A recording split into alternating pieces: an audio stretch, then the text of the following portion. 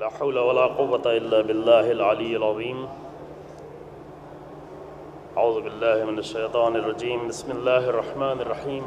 الحمد لله رب العالمين، وصلى الله على محمد وآله الطاهرين، ولعنة الله على أعدائهم أعداء الله أجمعين. أما بعد، فقد قال الله تبارك وتعالى في كتابه الكريم: بسم الله الرحمن الرحيم. لقد خلقنا الإنسان في أحسن تقويم ثم رددناه أسفل سافلين إلا الذين آمنوا وعملوا الصالحات فلهم أجر غير ممنون. برادران، ابھی کوئی گفتگو کا وقت نہیں رہ گیا تھا. ویسے بڑے شہروں میں لوگ دیر سے کھانا کھاتے ہیں، لیکن لکھنؤ اتنا بڑا بھی شہر نہیں ہے کہ اب 9 بجے کے بعد بھی گفتگو کی جائے.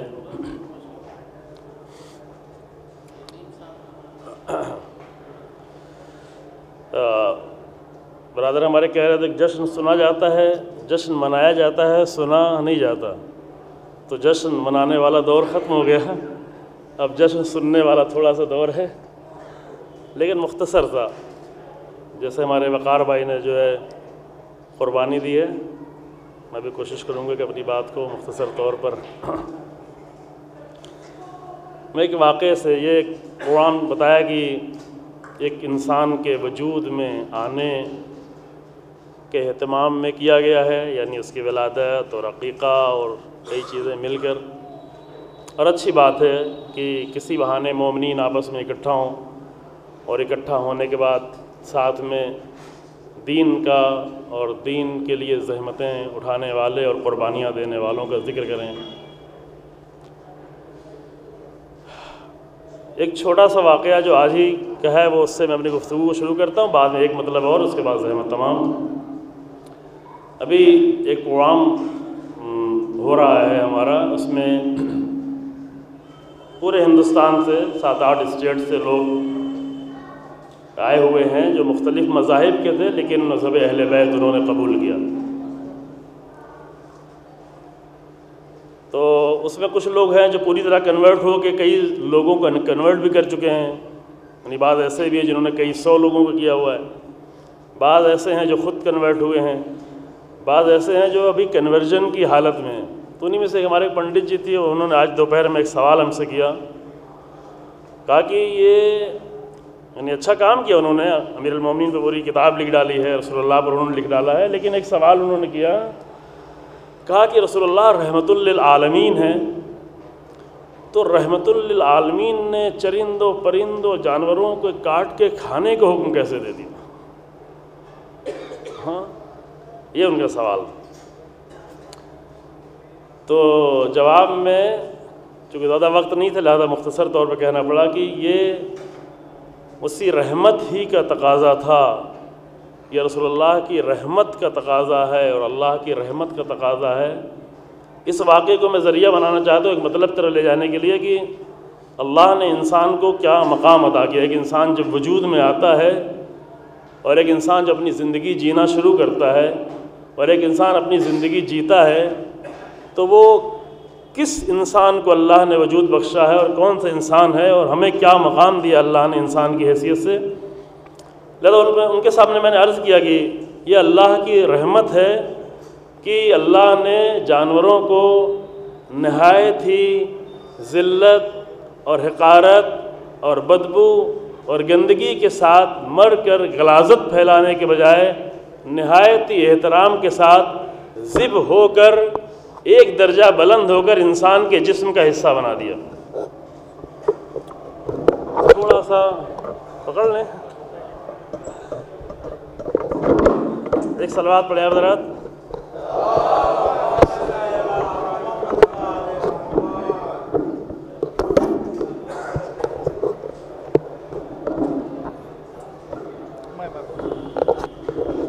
ایک صلوات اور پڑھیں.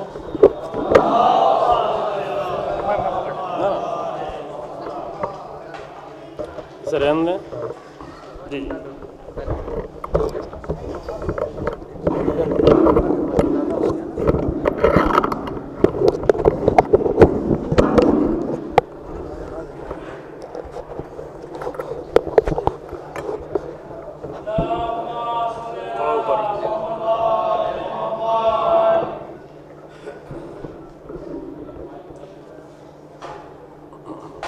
مائک بتا رہا ہے کہ نہیں بڑا شہر ہے، تھوڑا وقت ہے ابھی. خوب،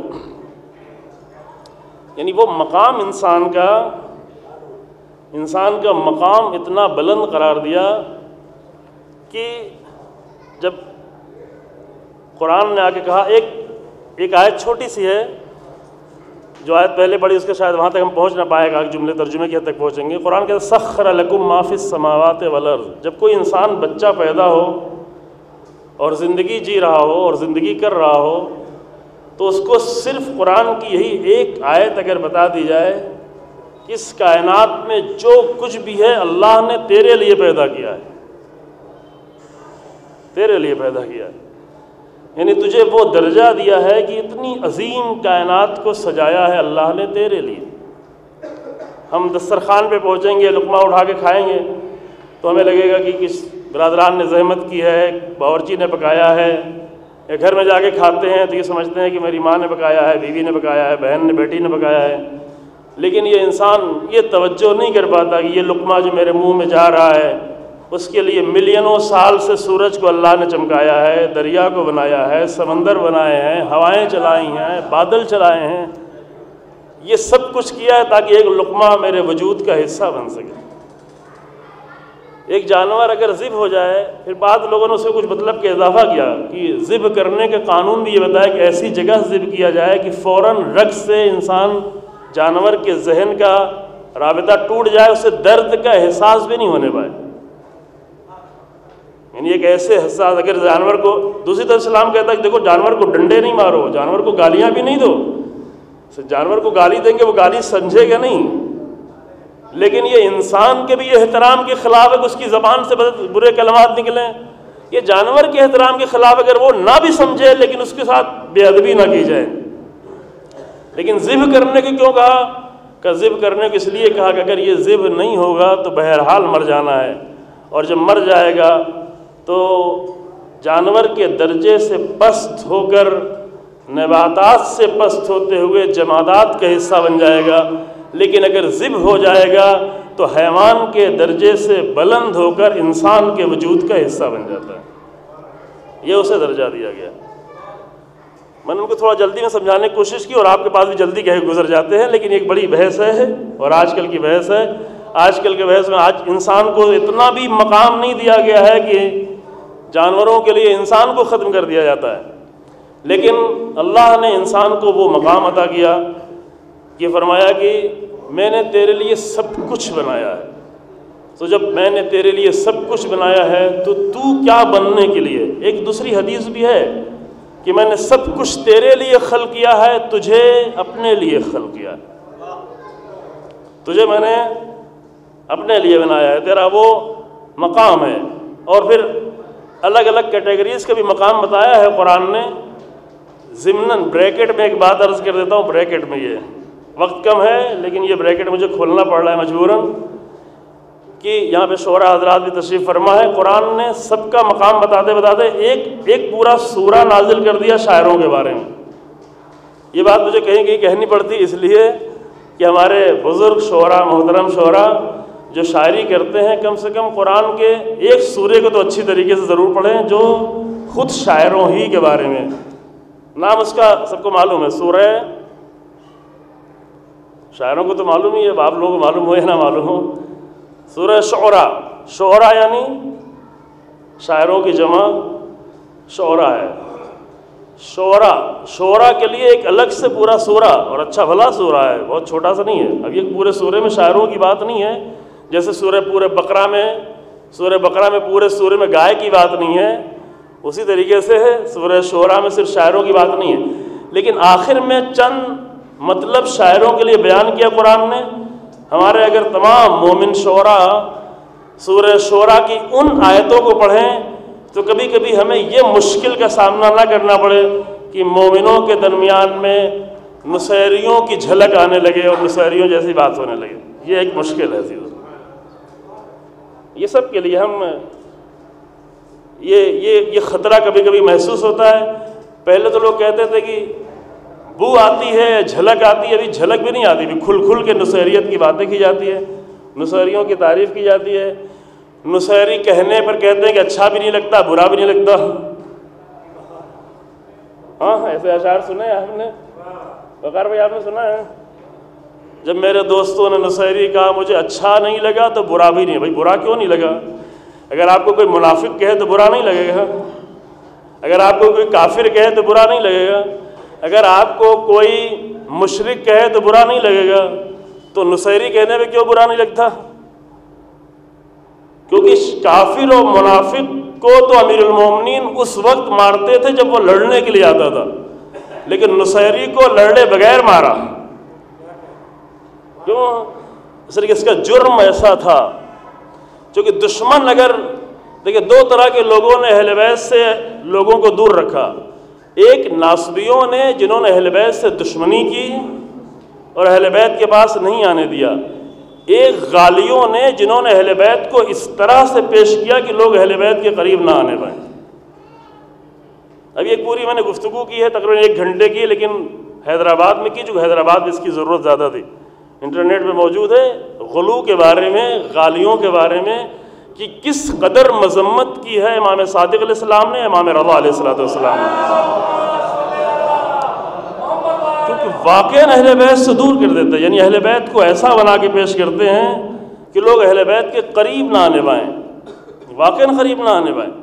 یہ ایک مسئلہ ہے. انشاءاللہ ہمارے مومنین بھی پڑھیں، صرف شاعروں کو نہیں کہہ رہے، مومنین بھی پڑھیں جنہوں جو شعر سنتے ہیں، اور شعراء بھی پڑھیں خاص کر کہ جو شعر کہتے ہیں یا پڑھتے ہیں کہ اللہ نے شاعروں کے بارے میں کیا کہا ہے. اب اگر ہم پڑھنے لگیں گے تھوڑا دیر ہو جائے گی. آخر کی آیتیں ہیں 3-4 آیتیں، وہ بات کا مسئلہ. اب ایک مطلب اور آپ کے سامنے عرض کرنا، گفتگو یہاں پر تمام، چونکہ ایک انسان کی بات ہے، انسان کے وجود میں آنے کی بات ہے. انسان کو وہ مقام دیا اللہ نے، انسان کو پیدا کیا. بنانے کے لیے انسان کو تو مٹی وٹی منگوائی، وہ سنتے رہتے ہیں، لیکن مٹی سے بنانے کے بعد کہا کہ میں نے اس کے اندر اپنی روح ڈال دی ہے. نفخت فیہ من روحی. اور اس کا مقام اتنا بلند کیا کہ وہ سورہ 3 میں آگے کہا کہ لقد خلقنا الانسان فی احسن تقویم. انسان کو ہم نے سب سے زیادہ حسین، سپرلیٹو ڈگری، احسن، حسن سے بنا ہوا ہے، یعنی خوبصورت، یعنی سب سے زیادہ خوبصورت. اور وہ خوبصورتی چہرے کی خوبصورتی نہیں، یوں تو چہرہ بھی بہت ہی حسین ہے. بعض لوگ جا کے چڑیا دیکھتے ہیں اور ہرن دیکھتے ہیں اور نہیں معلوم کیا کیا دیکھتے ہیں، لیکن نہیں دیکھتے کہ انسان کا چہرہ چاہے وہ کالا ہو چاہے گورا ہو، یہ سب سے زیادہ حسین ہے، سب سے زیادہ ہر چیز مناسب جگہ پر ہے. اگر اس پہ جگہ میں تھوڑا بہت تبدیلی کر دے تو یہ انسان پھر بہت ہی عجیب و غریب بن جاتا ہے. اور وہ یہاں پہ آپ خود ہی تصور کر لیں، مجھے بیان تاکہ کرنا نہ پڑے. جس ڈیل ڈول میں، جس صلاحیتوں کے ساتھ، حتیٰ صرف ظاہری انسان کو دیکھیں، انسان کے فکر، انسان کے شعور، انسان کے عقل کو اگر نہیں دیکھیں، صرف ظاہری انسان کو دیکھیں تو یہ انسان بھی بہت ہی زیادہ حسین بنا ہے. اور قرآن میں 38 مقامات پہ قرآن نے یہ لفظ استعمال کیا احسن کے لفظ، یعنی سب سے زیادہ حسین، سب سے زیادہ حسین، سب سے زیادہ، یعنی سپرلیٹو ڈگری کے ساتھ. کبھی کبھی ترجمے میں لوگ کہہ دیتے ہیں بہترین یا کوئی اور ترجمہ کرتے ہیں، لیکن وہاں پہ ترجمہ صحیح ترجمہ نہیں ہوتا ہے. مثلا کہتے ہیں کہ اللہ نے موت و حیات کو پیدا کیا کیوں؟ لِيَبْلُوَكُمْ أَيُّكُمْ أَحْسَنُ عَمَلًا، تاکہ تم بہترین عمل کرو. وہ بہترین عمل کے مطلب بھی لوگ سمجھتے نہیں، بہترین یعنی کیا؟ وہ احسن کے مطلب بھی ہے یعنی حسین ترین بن جاؤ. یعنی اللہ نے انسان کو بہت ہی حسین مخلوق بنا کر پیدا کیا، اور اللہ نے صرف ایک ہی تقاضا کیا کہ میں نے تجھے حسین بنایا ہے تو حسین بنا رہے، خوبصورت بنا رہے. جب انسان خوبصورت، اب خوبصورت اردو کی مجبوری اس لیے ہم خوبصورت کہہ رہے ہیں، ورنہ خوبصورت سے ہمارا صورت نہیں ہے، یعنی حسین، حسن، حسین رہنا ایک ہی تقاضا ہے انسان سے، اور کوئی بھی تقاضا نہیں. جتنے سارے تقاضے ہیں وہ سب کے سب صرف انسان کو حسین بنائے رکھنے کے لیے. جتنا بھی دین ہے، جتنی بھی شریعت ہے، جتنے بھی اعتقادات ہیں، جتنا بھی عقائد ہیں، جتنے بھی فروعات ہیں، جتنے بھی اصول ہیں، یہ سب کچھ اس لیے ہے تاکہ میں نے جس انسان کو حسین بنایا ہے وہ حسین بنا رہ جائے. کیونکہ اگر حسین بنا نہیں رہ جائے گا تو ثم رددناہ اسفل سافلین، پھر یہ بہت ہی پست مخلوق بن جائے گا، نہایت ہی پست مخلوق بن جائے گا. اور اس پستی سے پھر بچنے کا طریقہ کیا ہے؟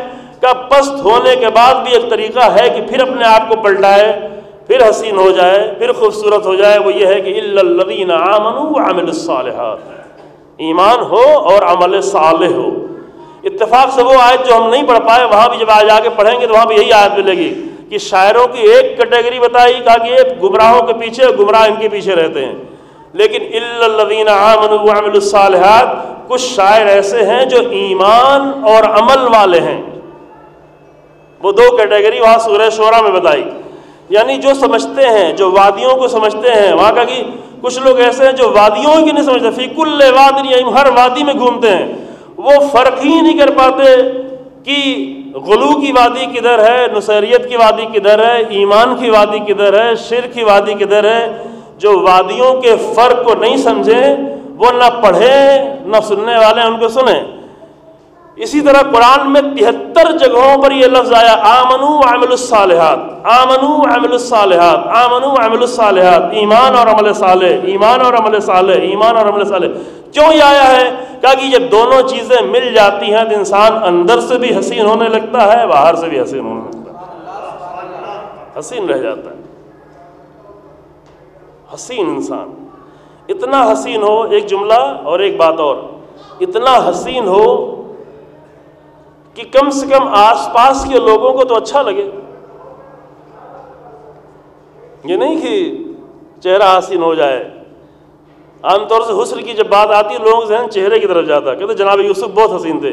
یہاں پر ایک جملہ کہتے ہیں کہ جناب یوسف حسین رہے ہوں گے، اس سے ہم سے کیا لینا دینا ہے؟ تھوڑا سخت بات ہے لیکن سمجھنے کے لیے ہے۔ جناب یوسف حسین تھے، بہت ہی حسین تھے۔ جتنے بھی حسین رہے ہوں گے، اپنے ماں باپ کے لیے حسین رہے ہوں گے، گھر والوں کے لیے حسین رہے ہوں گے، جن کی نگاہیں پڑتی رہی ان کے لیے حسین رہے ہوں گے، بعد میں شاید زلیخا کے لیے بھی حسین رہے ہوں، سب کے لیے حسین رہے ہوں، لیکن ان کے چہرے کا حسن ہمارے لیے کیا تھا ہم تو نہیں دیکھ پا رہے ہیں۔ لیکن جناب یوسف کا ایک حسن تھا جو کبھی بھی ہر ایک کے لیے ہمیشہ ہے، وہ یہ ہے کہ جناب یوسف کا کردار اتنا حسین تھا کہ جب چاہیں دیکھنا وہ دکھنا شروع ہو جاتا ہے۔ چہرہ تو ہمیں نہیں دکھتا، چہرہ وہاں اسرائیل کے سرزمین پر جناب یوسف کا مزار بھی ابھی گرفتار ہے ان ظالموں کے انڈر میں، جا بھی نہیں پاتے، حتیٰ قبر کی زیارت بھی نہیں کر پاتے، نہ جناب یوسف کی، نہ جناب ابراہیم کی، نہ جناب یعقوب کی، ایک ہی جگہ سب کی قبر ہے۔ لیکن جناب یوسف کا کردار اتنا حسین تھا کہ جب بھی انسان دیکھنا چاہے، ایک 14-15 سال کا جوان زندان میں جا کے یہ کہہ رہا ہے، ایک ایسے زندان میں جس میں بادشاہوں کو زندان میں ڈالنا تو معلوم ہوتا ہے، نکالنے کی کوئی خبر نہیں ہوتی۔ آج کے زندان نہیں تھے کہ 3 سال کے لیے ڈالا گیا، رات دن ملا کے 1.5 سال ہو گیا پھر نکل گیا، نہیں، اس زمانے کے زندان ایسے ہوتے تھے تو بادشاہ ناراض ہو کے زندان میں ڈال تو دیتے تھے، لیکن زندان سے نکلنا ان کو یہ کچھ خبر نہیں ہوتی تھی، وہاں پہ مر جانا ہے، سڑ جانا ہے، کیا کھانا ہے، کیا پینا ہے۔ آج کے زندانوں میں ہیومن رائٹس کے کیمرے لگے ہوتے ہیں کہ کھانا مل رہا ہے یا نہیں مل رہا ہے، صحیح کھانا مل رہا ہے یا نہیں مل رہا ہے، دیگر انتظامات ہیں یا نہیں ہے، بستر ہے یا نہیں ہے، چپل ہے یا نہیں ہے، ساری چیزیں ہیں یا نہیں ہے۔ لیکن اس زمانے کے زندان میں صرف موت ہی موت تھی، گندگی تھی، غلاظت تھی، تہہ خانوں میں تھے۔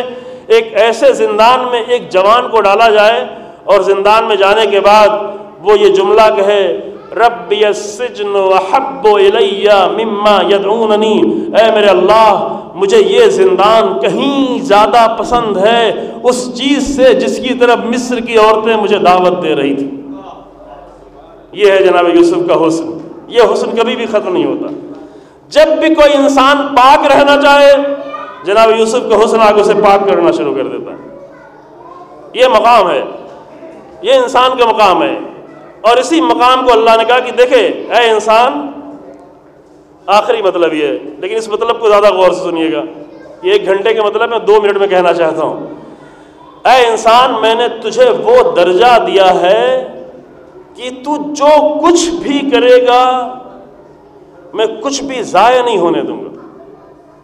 عام طور سے یہ آیت جو میں پڑھنے جا رہا ہوں مولوی لوگ ڈرانے کے لیے پڑھتے ہیں، لیکن میں ڈرانے کے لیے نہیں پڑھ رہا ہوں، جشن میں پڑھ رہا ہوں نا، تو بھی آپ کو ہے ڈرانے کے لیے نہیں پڑھ رہا ہوں۔ مولوی لوگ عام طور سے ڈرانے کے لیے، قرآن میں سورہ یاسین قلب قرآن کہتا ہے کہ اِنَّا نَحْنُ نَحْيِي الْمَوْتَى وَنَكْتُبُ مَا قَدَّمُوا وَآثَارُهُمْ، اے انسان تو جو کچھ بھی کرتا ہے، جو کچھ بھی سوچتا ہے، جو کچھ بھی فکر کرتا ہے، تیری آئیڈیالوجی، تیری سوچ، تیری فکر، تیرا ایمان، تیرا عقیدہ، تیرا عمل، ما قدمو، جو کچھ بھی تو پیش کرتا ہے اس کو میں کسی بھی چیز کو ضائع نہیں کرتا۔ یعنی تجھے میں نے وہ درجہ دیا ہے کہ ساری دنیا میں جو کچھ کرتا رہے سب ختم ہوتا چلا جائے گا، لیکن تو جو کچھ بھی کرتا رہے گا وہ باقی رکھوں گا میں۔ یاد آیا وہ مطلب جو ڈرانے کے لیے پیش کیا جاتا ہے؟ یہ ہم اس نقطے کی طرف آپ کو جانا ہی نہیں آنا چاہتے، صرف اس نقطے کی طرف توجہ کر لیں کہ مثلا ایک درخت نے آ کر 20 سال پھل دیا، سایہ دیا، آکسیجن دیا، سانس دیا، آپ کو لکڑی دی، غذا دی، آگ دی، سب کچھ دیا، فاض میں فرنیچر بن گیا، آپ بیٹھے ہوئے ہیں اس پہ، یہ سب کچھ دیا، لیکن درخت سے خدا نے کبھی یہ نہیں کہا کہ تو نے اتنی ساری خدمتیں کی میں اس کو محفوظ رکھوں گا، نہیں، ختم ہو گیا، ختم ہو گیا، کوئی ایسی چیز نہیں درخت کے لیے۔ ایک جانور نے آ کر 10 سال دودھ دیا، کام کیا، کھیتوں میں چلا، یہ کیا، سامان ڈھویا اور بہت سارے کام کیے، بعد میں غذا بن کے دسترخوان میں انتظار ہو رہا ہے، انشاءاللہ 2 منٹ بعد پہنچ رہے ہیں، یہ سب کچھ کر کے جانور چلا گیا، لیکن یہ نہیں کہا گیا کہ جانور تو نے بڑی خدمت کی ہے، تو میں تیرا ایک نامہ اعمال لکھتا ہوں، میں تجھے محفوظ رکھوں گا۔ سورج نے لاکھوں سال سے روشنی دی، انرجی دی، حرارت دی، زندگی دی، ابھی ٹھنڈک میں اگر چند دن سورج نہیں نکلے تو ایسا لگتا ہے بہت بڑے زندان میں گرفتار ہو گئے ہیں، دل گھٹنے لگتا ہے، انسان کا دم گھٹنے لگتا ہے، بادلوں میں گھٹا ہوا انسان ایک بہت بڑے زندان میں اپنے آپ کو، یہ سورج نے آ کر سب کچھ دیا، لیکن سورج کا کوئی نام اعمال نہیں، چرندوں کا کوئی اعمال نہیں، درندوں کا کوئی نام اعمال نہیں، حیوانوں کا کوئی نام اعمال نہیں، زمین کا کوئی نام اعمال نہیں، سمندروں کا کوئی نام اعمال نہیں، لیکن اے انسان میں نے تجھے وہ مقام دیا ہے کہ میں تیرے ایک بھی، یہ نہیں کہ بڑی بڑی چیزوں کو یاد رکھوں گا، نہ فَمَن يَعْمَلْ مِثْقَالَ ذَرَّةٍ خَيْرًا يَرَهُ، اگر تو ذرہ برابر بھی کچھ کرے گا میں اسے ضائع نہیں ہونے دوں گا۔ تو مومن بن کے آئے گا تو وہ بھی ضائع نہیں ہوگا، تو نصیری بن کے آئے گا تو وہ بھی ضائع نہیں ہوگا، تو مشرک بن کے آئے گا تو وہ بھی، تو جو کچھ بھی کرے گا میں ذرہ برابر کسی بھی چیز کو ضائع نہیں ہونے دوں گا۔ یہ بات اس لیے میں کہہ رہا تھا کہ قرآن نے بھی ڈرایا نہیں، پہلے قرآن نے یہ نہیں کہا کہ تو ذرہ برابر برائی کرے گا میں بچا کے رکھوں گا، اللہ برائی نہیں دیکھنا چاہتا۔ قرآن نے پہلی آیت یہ کہ فَمَن يَعْمَلْ مِثْقَالَ ذَرَّةٍ خَيْرًا يَرَهُ، اے انسان تو ذرہ برابر بھی خیر کرے گا، اچھا کرے گا تو میں ضائع نہیں ہونے دوں، ذرہ برابر۔ بس جب بھی کوئی انسان، بس بات میری ختم ہو گئی، جب بھی کوئی انسان اس دنیا میں وجود میں آئے اور وجود میں آنے کے بعد جب جانے کی تیاری کر رہا ہو اور بیچ کا سفر کر رہا ہو اور امیر المومنین علی ابن ابی طالب علیہ السلام صلی اللہ علیہ وسلم اس بیچ میں صرف یہ سوچتا ہو کہ کہاں سے آئے ہیں، کہاں جانا ہے، رحم اللہ عمران، اللہ رحمت کرے، امیر المومنین کا کلام، عظیم کلام، اللہ رحمت کرے اس شخص پہ جو یہ جانتا ہو کہ کہاں سے آیا ہے اور کہاں جانا ہے۔ اگر یہ دو مسئلہ معلوم ہو جائے کہ کہاں سے آیا ہے اور کہاں جانا ہے تو بیچ کا راستہ خود بخود ایمان کے ساتھ طے ہونا شروع ہو جائے گا، پھر کسی کو کچھ کہنے کی ضرورت پیش نہیں آئے گی۔ لیکن اگر صرف ایک مطلب یہ یاد رہے انسان کی، اللہ نے کسی بھی مخلوق کو، حتیٰ فرشتوں کے لیے نہیں کہا کہ میں تمہارا نام اعمال بنا کے رکھوں گا، کچھ ضائع نہیں ہونے دوں گا، یہ صرف انسان کے لیے کہ اے انسان میں نے تجھے وہ مقام دیا ہے کہ نکتب ما قدموا وآثارہم، تو جو کچھ بھی کرتا چلا جائے گا میں اسے محفوظ رکھوں گا، اور ایسا کر کے آ کہ نہ تجھے دوسروں کے سامنے شرمندگی ہو، نہ میں خالق ہوگی یہ سوچوں کہ یہ کون سا انسان تھا، کتنا حسین تھا اور کیا بن کے آیا، اور ایسا کر کے آ کہ ایسا نہ ہو کہ انسان اپنے بھائی سے بھاگ رہا ہو اور اپنی بہن سے بھاگ رہا ہو اور اپنی بیوی سے بھاگ رہا ہو، بیوی شوہر سے بھاگ رہی ہو، کیونکہ یوم یفر المرء من اخیہ وصاحبتہ وبنیہ، انسان فرار کر رہا ہوگا۔ پروردگارہ اس دنیا میں آنے والے ہر مولود کو، ہر انسان کو اتنا حسین اور اتنا خوبصورت قرار دے، اس کے عمل کو، اس کے کردار کو، اس کی سوچ کو، اس کی زندگی کو، کہ کم سے کم اپنے آس پاس کے رہنے والے لوگوں کے لیے وہ حسین لگے، انسان سے انسان بھاگے نہیں، انسان سے انسان نفرت نہیں کرے، بلکہ انسان کے انسان اتنا خوبصورت ہو کہ ہر ایک کو وہ قریب ہونا چاہے۔ اور آخر میں ایک جملہ امیر المومنین کا اور کہ جب پیدا ہوئے ہو تو اس طریقے سے لوگوں میں مل کے رہو کہ جب تم زندہ رہو تو لوگ تم سے ملنے کی آرزو کریں، اور جب مر جاؤ تو لوگ تم پر افسوس کریں۔ والحمدللہ رب العالمین، وصلی اللہ علی محمد وعلیہ الطاہرین۔